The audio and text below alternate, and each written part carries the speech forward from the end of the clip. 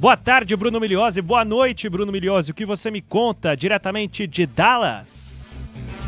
Tudo bem, Fabiane? Everton Ramos, Silo, Leandro Guerreiro, toda a galera aí dos donos da bola, um abraço pra vocês. É sim, viu? Meu primeiro jogo nessa Copa do Mundo. Estou em Dallas, mas vamos transmitir essa partida importante entre Estados Unidos e Paraguai. Jogo que abre a competição no país norte-americano, né? A gente vai ter, inclusive, um show brasileiro nessa Copa do Mundo, porque a Anitta vai ser responsável por abrir, vai comandar a festa lá, a artista brasileira nos Estados Unidos, junto com a Katy Perry, né? Que será também a atração principal ao lado de outros artistas nessa festa no estádio em Los Angeles, no SoFi Stadium, um estádio mais caro do mundo, viu? O estádio mais caro da história. Custou 5 bilhões e meio, viu, de dólares. Não tô brincando não, 5 bilhões e meio para ser construído, uma tecnologia realmente impressionante, uma estrutura de luxo, dá pra dizer, nesse estádio que a partida acontece, mas ainda com alguns problemas, viu? Não devemos ter capacidade máxima, não, de 70 mil torcedores por lá, porque é um dos ingressos mais caros da primeira rodada, o dessa partida da seleção norte-americana. É claro, tem uma procura, né, o país sede, o anfitrião da festa, mas tinham ingressos ditos populares, né, dos mais baratinhos, a 2 mil dólares, cara. E o pessoal, é claro, não tá conseguindo comprar. Então a gente pode ter sim de novo um problema de cadeiras vazias nesse duelo entre Estados Unidos e Paraguai. Mas tem muito assunto, viu, Fabiane, pra gente falar sobre esse jogo, da seleção norte-americana, da seleção paraguaia, cheia de conhecidos, né, do nosso futebol. São 7 jogadores que atuam no futebol brasileiro. A gente vai conversando aí até o horário desse jogo importante. Em Brasília, 22 horas. Nos Estados Unidos, pelo menos onde estou, no Texas, às 8 horas da noite. E só para contextualizar, você me deu bom dia e boa tarde. Agora, horário de Dallas, Texas, 5 horas da tarde e 5 minutos, meu amigo. O calor ainda tá te castigando demais aí, Migliozzi? É duro, viu, cara? E vou te falar, tem também as tempestades. Hoje, inclusive, eu fui um pouquinho mais cedo, né? Antes de chegar aqui no estúdio da Bandeirantes, eu fui pro estádio em Dallas, né, que é o estádio do Dallas Cowboys, o Dallas Stadium, o AT&T Stadium.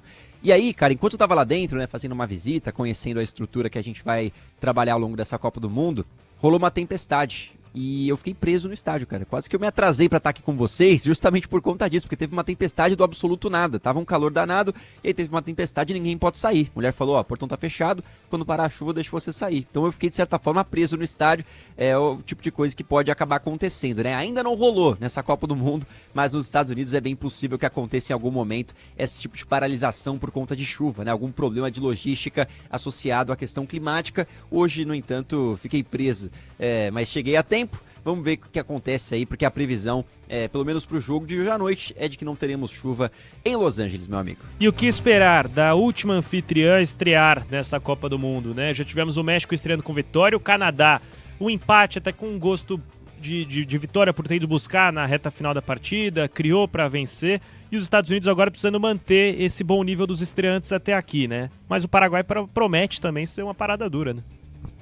Olha, Fabiano, o Paraguai não joga uma Copa há muito tempo e por isso a gente perde um pouco o parâmetro, mas nós, da América do Sul, a gente conhecemos muito bem, não é? A força, a defesa forte, como os caras dão sangue realmente no jogo. E da última vez que eles jogaram uma Copa, foi nessa pegada que eles conseguiram chegar muito longe. Chegaram às quartas de final contra a Espanha na África do Sul em 2010 e foi só no finalzinho ali. O Davi Villa fez um gol aos 39, 40 do segundo tempo, que acabou eliminando o Paraguai, que fez uma baita campanha, melhor de sua história naquela ocasião. Então, certamente, não vai ser uma parada fácil, não vai ser uma parada tranquila. Dá pra dizer, eu acho que vocês vão concordar, que para as 3 estreantes, México, Canadá e Estados Unidos, que talvez estejam em um nível próximo, né, um nível similar, talvez com o México com um time um pouquinho melhor, o que tem um adversário mais complicado é justamente o de hoje, né? A seleção norte-americana vai encarar a seleção paraguaia, que me parece melhor que a seleção da África do Sul e também que a seleção da Bósnia, que acabou empatando com o Canadá por 1-1. Então, um jogo também sem muito favoritismo para alguns dos lados,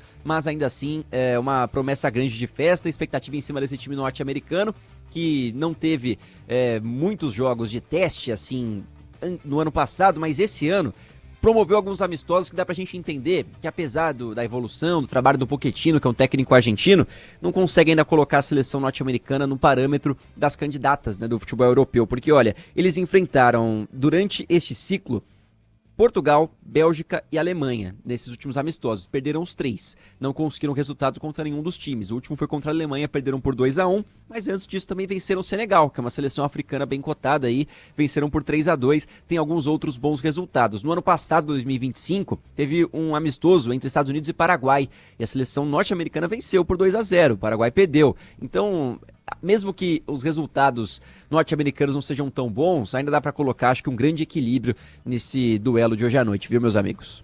Ô Miliose, e a gente tava tendo um feedback seu, do Capela, do PDV, antes do início da Copa do Mundo, que era um feedback de, o clima aqui não é daqueles ainda, a gente não vê tanta divulgação a respeito da Copa. Começou, inclusive ontem, na estreia, o senhor deu um show. Quero saber, o clima mudou obrigado. Agora? Há um clima de Copa do Mundo nos Estados Unidos, Miliose? O Everton, depois de subir um touro lá com os cowboys, ir pra festa dos mexicanos, né, ver os caras lá tomando banho de tequila, eu não posso dizer que não tem clima de Copa, né? Para os mexicanos, pelo menos, ontem que fizeram muita festa aqui na região do Texas, né? Onde tem muitos mexicanos, é um dos lugares dos Estados Unidos que mais tem moradores que nasceram no México ou que são de famílias mexicanas.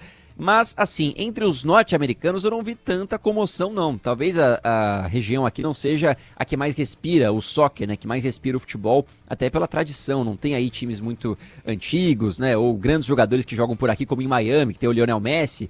Mas, ainda assim, vi que a FanFest por aqui vai estar lotada de gente acompanhando esse duelo entre Estados Unidos e Paraguai. Então, chega dessa história, né? De que não tem clima de Copa, porque os estrangeiros já estão chegando e acho que os americanos vão no embalo pra gente ficar animado aí até o final da Copa do Mundo.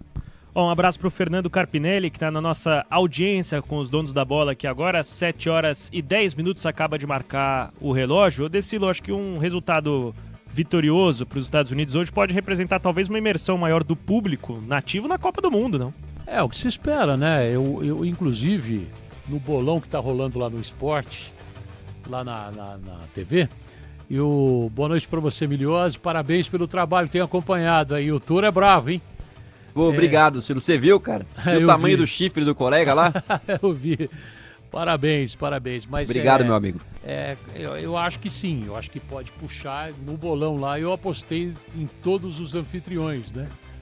E o Canadá, eu tinha colocado o Canadá e imaginava virado e teve chance, né, de ganhar o jogo, né, o time do Canadá.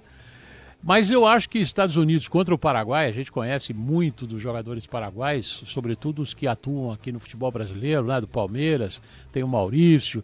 Aposto hoje num gol de Gustavo Gomes de cabeça, um baita de um zagueiro, né? O cara joga muita bola. Eu acho que esse jogo é para empatar.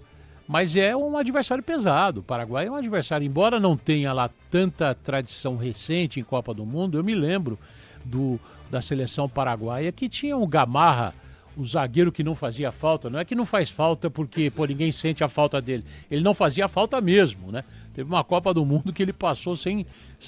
E o Paraguai foi até as quartas nessa Copa do Mundo. Foi até as quartas e foi eliminado num jogo, acho que foi um placar muito apertado, 1-0, assim. A gente estava até torcendo aí para a seleção paraguaia ir mais longe. Mas é uma seleção muito boa, essa seleção do Paraguai, em valores individuais. Em conjunto a gente não sabe. E o time americano não é aquele que o Brasil sofreu para ganhar em 94, né? Teve o Leonardo expulso e foi inclusive um dia festivo pro americano. O americano que é muito patriota, né? 4 de julho. Foi 4 de julho essa data aí, tá lembrando o nosso querido Guerreiro.